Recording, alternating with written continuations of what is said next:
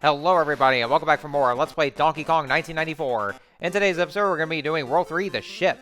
And I'm pretty sure this is probably not going to be the last time we're ever going to be seeing some ship-based stages in the later Donkey Kong games, because we're going to be seeing those quite a lot eventually.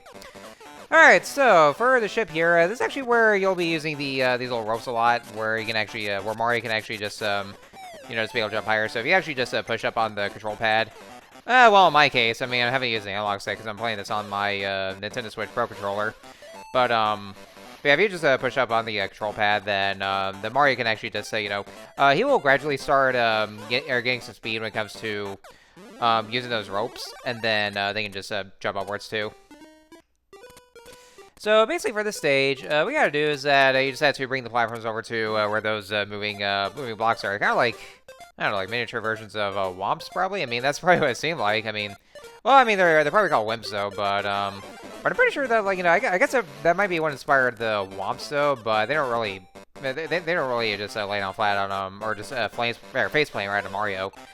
That's despite the, well, I mean, they're probably different enemies though, because I know for sure that the Womps actually made their debut in Super Mario 64. So I don't know, they just probably have different names. I didn't even bother to look up what the names of the enemies are in the Mario Wiki. I don't know, I guess I was, I don't know, maybe I was too lazy for that though, but...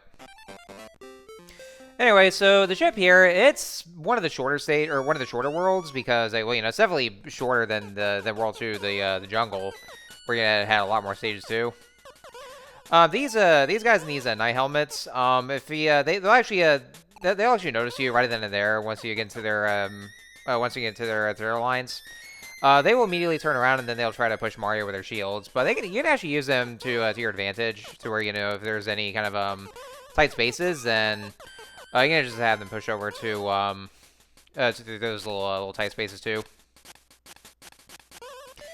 One more thing I also didn't mention is that, so you remember how in oh yeah, see, I'm actually just gonna use that as an example.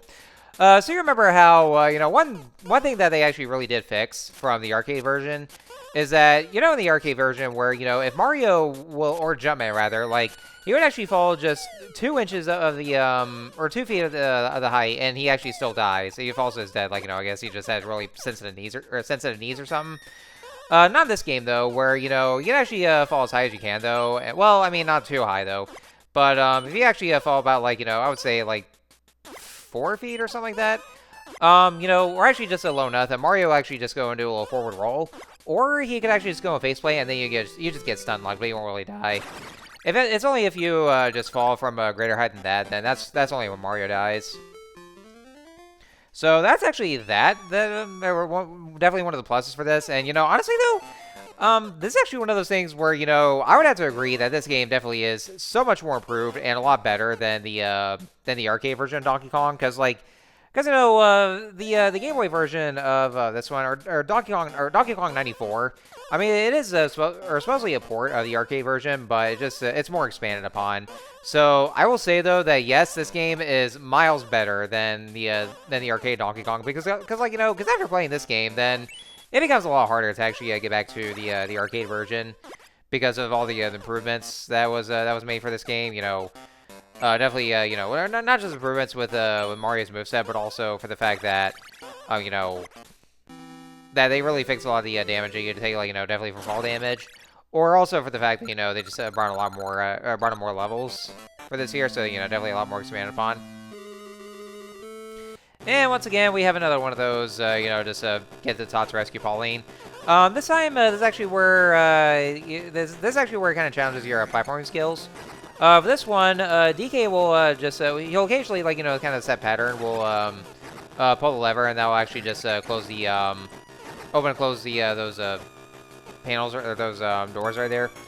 So what you want to do is, first want to get to the lever, we have to go over to that lever that's just on that right side right there, so that way they're going to be able to open the door to get to Pauline. But this door right here, that's actually where DK will just go and unlock. Oh yeah, see, there we go. Oh, look at that. This is actually the nicest of these beds. That's actually very nice of you to open the door for us. You're so polite there, DK, despite all the shit that you're pulling right now.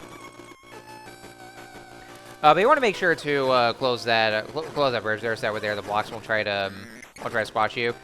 These guys are definitely the closest thing we have to the thwomps for this here.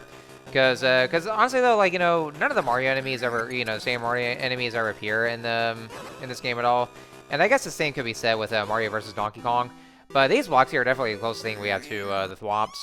Although I know the actual Thwomps do appear in Mario vs. Donkey Kong and one of the in those haunted house worlds. And I think, let's see, I'm pretty sure I thought I saw Shy Guys being in I think if I'm not mistaken, unless if I am mistaken. But I don't know. I mean, it's been ages. This has been years since the last time I played Mario vs. Donkey Kong. But I'm pretty sure there might be Shy Guys. I thought I remember seeing Shy Guys in that game. But again, I could be misremembering though because it's been so long since I've last played Mario vs. Donkey Kong. So also, yeah, look how many lives I got right here. I have 50 lives right now. And that's because, you know, this game literally showers you with so many lives at this point. And, you know, that's why, you know, it's very easy to get extra lives. Because, like, you know, because you see these one-up hearts around in each of the stages.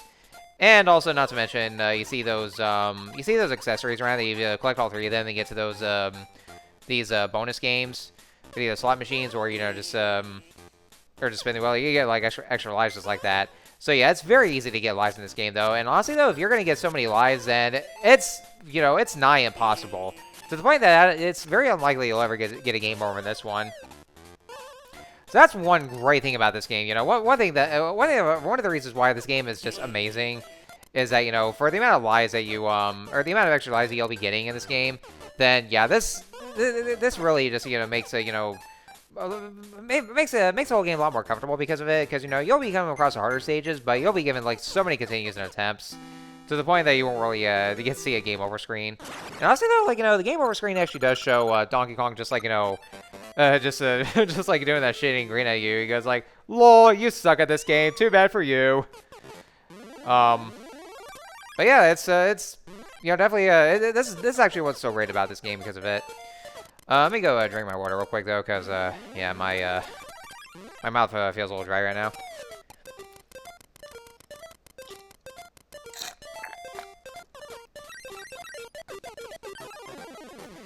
Now, one thing I actually do want to bring up though is that the one kind of gripe I have with this game though is these little squares where you make the platforms appear.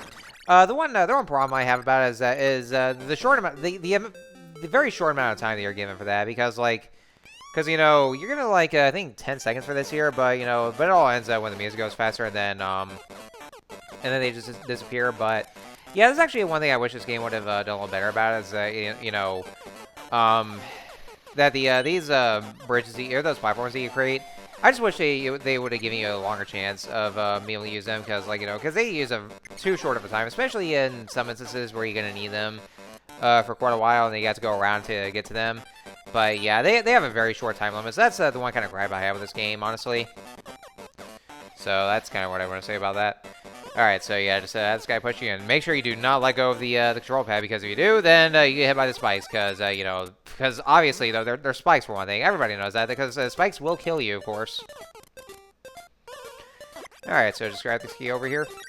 So yeah, that's actually one of the things where, you know, in some instances, I actually figure out some, you know, pathways you have to go to. So, you know, because, you know, it's all just a matter of figuring things out. Because, you know, once you figure out some stuff about some certain stages of where you have to go, then, you know, it could be a kind of a cakewalk. So, you know, it's one of those games where it really does test your knowledge, and, you know, just have to think outside the box, and you know, just go through stages like that.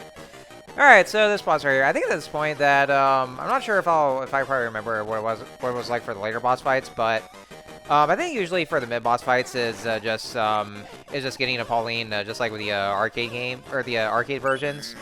And then the end boss fight is actually just, you know, doing the same thing, like, you know, it's kind of recycled like that. The whole strategy is where, you know, DK will go and toss the barrels, and then you just have to pick them up and then just toss them at him. Only this time, this boss fight is a little bit of a higher height right here, because of all the platforms, and you also want to utilize Mario's handstand, because so that way there, you know, you'll be able to just have it choose deflect off the barrels, and then just that way there you can be able to pick them up and then just toss them at him, and then that's it. And I almost got stunlock right there, but thank God I didn't die. Yeah, thank you, game, for actually just fixing that kind of issue with the arcade version, and just you know, having Mario not be killed by by, you know, just 3 feet off of the jump height. Alright, so for this one, yeah, just hop across rocks here. So that'll actually just take us to the next world. I thought it was going to be, like, it almost kind of looks like it was going to be over the Rocky Mountains, but that's actually not the case, though, because the next one's going to be in the jungle. So we'll see here in a sec here. Once we get all the, get this sequence of the stages being cleared. So now the ship is done and over with, and now on to World 4, the jungle. So yeah, now we're actually finally getting to DK's own territory, the jungle, which will be seeing a lot of kind of like, you know, the main kind of theme for Donkey Kong himself and the games itself too. So I think that should about do it for this episode. So next time Let's Play Donkey Kong 94, we're gonna be starting World 4, the jungle. So until then, I'll see you guys later.